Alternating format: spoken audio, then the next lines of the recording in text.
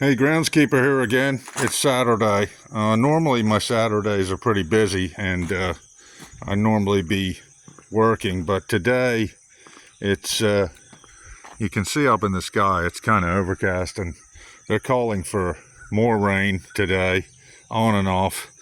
The ground is finally wet. That our 4 or 5 week drought that we were experiencing over here in Delaware and southeastern Pennsylvania has finally ended by the looks of things. And so I'm stuck here working on some indoor projects, but that's okay. It makes a nice change. I had previously built some of those raised garden planters that I built for one of my other clients.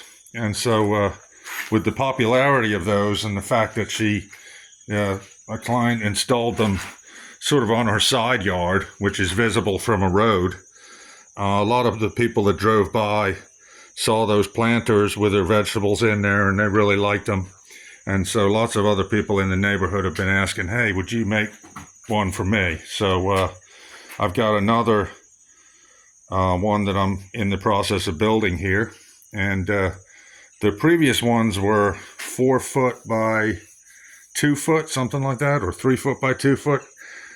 This one's slightly bigger. It's going to be 4 foot here by 3 foot diameter, and I'm going to make it.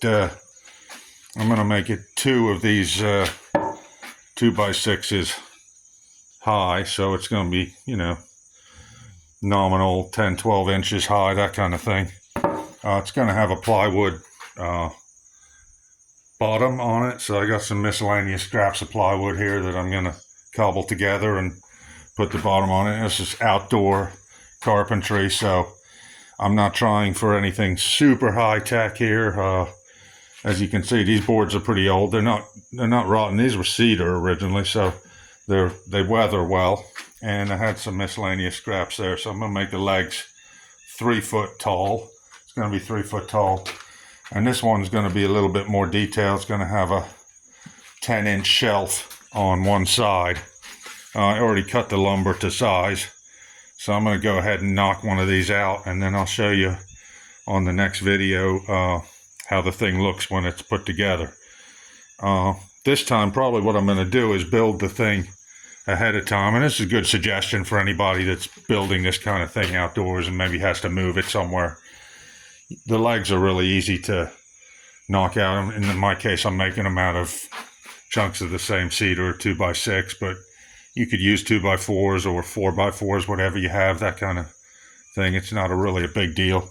I like a nice heavy duty leg to support this because it's going to be filled with some potting soil. So once it's filled, 4 foot by 3 foot by 12 inches deep, you're talking about a half ton of topsoil, potting soil and plants on top of that, quite a bit of weight, in other words.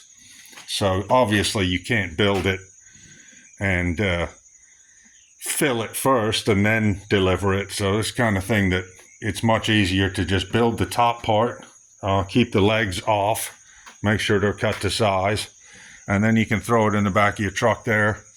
And that's what we're going to do. We're going to build it first and just assemble it on site, basically. And then it should be good for the client. They already have one of these type of potting benches, but theirs is very old and it's all rotting and falling apart. So, this thing should last, I'm guessing, another 10 years maybe or so, something like that. It's in a rather protected area in their yard, so it should be okay. Anyway, just want to show you a quick little ongoing project, and I'll see you on the next one. Thanks, guys.